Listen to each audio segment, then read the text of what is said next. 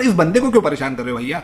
ये बंदे को तो अपनी जिंदगी जीने यही चाहते हैं ना कि हम पक्षी की तरह खुले आसमान में फ्री होकर उड़ते रहे, उसकी आजादी जैसी कोई आजादी। ऐसे एग्जांपल सेट मत करो कि आगे से कोई किसी की सेवा ही नहीं करे, किसी को मरता बिलकता रास्ते में ही छोड़ दे, बोला भैया हम करेंगे, तो क्या पता कौन आ जाए हमारे। दोस्तों आमतौर पर जब हम रास्ते में कई बार चलते हैं तो हमें रास्ते में कई बार दिखता है कि कोई पशु पक्षी इंजरी होके रास्ते में पड़ा है, और उसमें 90% लोग तो इग्नोर करके आगे निकल जाते हैं, बोलते क्या तो देखना है।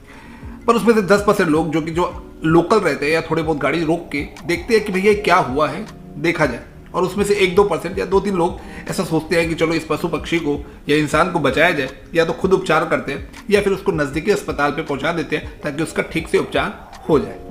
तो दोस्तों कैसा ही हुआ कुछ आरिफ खान गुज्जर के साथ। वो अपने रास्ते में जा रहे थे और उन्होंने ऐसे ही निस्वार्थ भावना से किसी की सेवा की, और उनको आज उसका बहुत बड़ा फल भुगतना पड़ रहा है, और वो भी किसी पर्टिकुलर लोगों के स्वार्थ के कारण।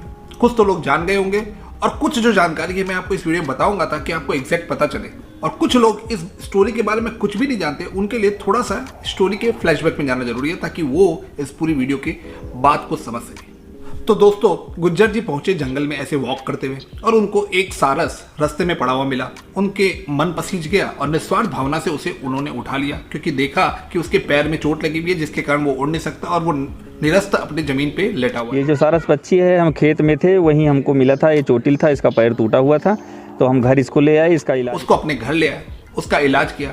एक नेचुरल उपटन होता है, जैसे हल्दी और कुछ एक चीज मिला के वो अपने जो मुर्गों को जब उसके पैरों पे लग जाती है लगाते हैं, वैसा ही इसके भी लगा दिया। कहीं ना कहीं जो है आपने इसका इलाज किया है, हो सकता है उसी वजह से हमको मानता हूँ। हफ्ते भर बाद जब सारस की हालत ठीक होने लग गई तो वो आंखों से जो देख रहा था कि भैया वो हमें खाना खिला रहा है और वो हमें इलाज कर रहा है, वो हमें उड़ने लायक बना रहा है, तो ये बाद में पता चला कि वो सारस के दिल में था, और वो दिल वो उस गुज्जर को दे चुका था। तो दोस्तों जब वो सारस उड़ने लायक हो गया तो उससे लगा कि भैया गुज्जर को कि वो चला जाएगा। उसके दोस्त आते थे और वो उनके साथ जाता भी था, फिर वापस शाम को उनके घर आए। हम सोच रहे थे ठीक होने के बाद अपने दोस्तों के पास चला जाएगा जहाँ से आया है, पर ये गया नहीं, मेरे साथ रहने लगा। धीरे धीरे हमसे इतना घुल मिल गया कि जहाँ हम बाइक से जाते हैं ये मेरे साथ चला जाता है, जैसे वापस आते हैं वापस। गुज्जर जी उस सारस को ओपन में रख रखे थे, कहीं वो जैसा चाहता था वैसा रहता था, पर वो रात को या शाम को कहीं भी खेल खुला के वहां पर आ जाता था। कई बार ऐसा होता था कि गुज्जर जब बाहर अपने काम से भी निकलता था तो बाइक में सारस उसके साथ पीछा करके उसके साथ ही जाता था। ऐसे पूरे वीडियो सोशल मीडिया पे वायरल हुई, लोगों ने देखा भी कि किस तरीके से इन्होंने वीडियो बनाया, और यही वीडियो गुज्जर जी को पूरे सोशल मीडिया में बहुत फेमस कर दिया। पर ट्विस्ट एंड टर्न कब हुआ, जब ये 1 साल से गुज्जर जी के साथ सारस रह रहा था, उसके बाद आए नेताजी। नेताजी पहुंच गए गुज्जर के पास, यहाँ से पूरी जिंदगी उनकी पलट गई। वहां पर जाके फोटो खिंचाया, सारस के साथ फोटो खिंचाया, कुछ इंटरव्यू लिया और अपने पूरे सोशल मीडिया पे इसको वायरल किया। तो भैया जैसे ही नेताजी पहुंचे लोगों की आंखें खुली की खुली रह गई, फटी की फटी रह गई, बोले ये तो भैया फेमस हो जाएगा वहां पहुंच के, इससे अच्छा हम भी पहुंचे।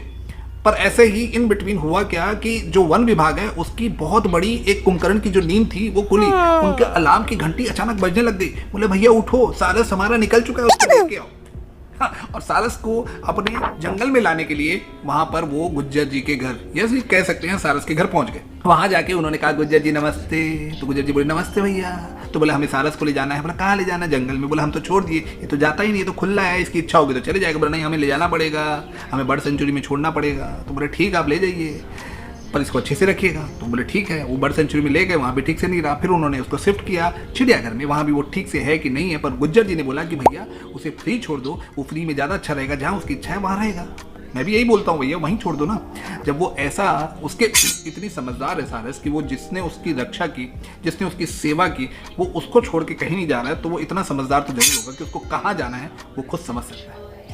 तो भैया ये सब होने के बाद थोड़े दिन बाद ऐसा हुआ कि वन विभाग ने उसको नोटिस भेज दिया, हम आपको बुक करते हैं फॉरेस्ट प्रोटेक्शन एक्ट के तहत। भैया ऐसा आप क्यों कर रहे हो?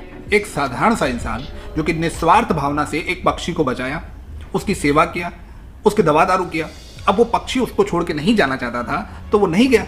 अब वो तो उसको धक्का मार के भाग नहीं सकता। हम भी यही चाहते हैं ना कि हम पक्षी की तरह खुले आसमान में फ्री होकर उड़ते रहे, उसकी आज़ादी जैसी कोई आज़ादी नहीं। तो भैया क्यों उस पक्षी को आप पहले तो ले गए, चलो ले गए तो ठीक है, हम सोचते हैं कि चलो आप उसको बेटर लाइफ देने के लिए कोशिश कर रहे हो, हम जानते हैं वन विभाग है, वो देखा जाता है, वाइल्ड लाइफ प्रोटेक्शन एक्ट है, सब कुछ समझ गए। पर इस बंदे को क्यों परेशान कर रहे हो भैया?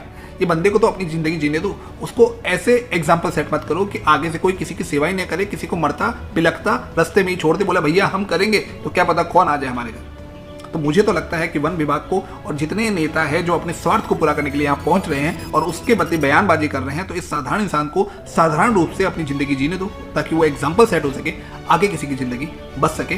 कोई रोके नहीं अपने आप को कि भैया हम अगर करें तो कहीं ऐसा ना हो कि हमारे पास भी कोई आ जाए। तो दोस्तों मुझे तो लगता है बहुत ही गलत हुआ है। आपको क्या लगता है जरूर कमेंट बॉक्स में आप कमेंट कीजिएगा, बताइएगा कि आपको क्या लगता है। मिलते हैं अगले वीडियो में, तब तक के लिए बाय बाय।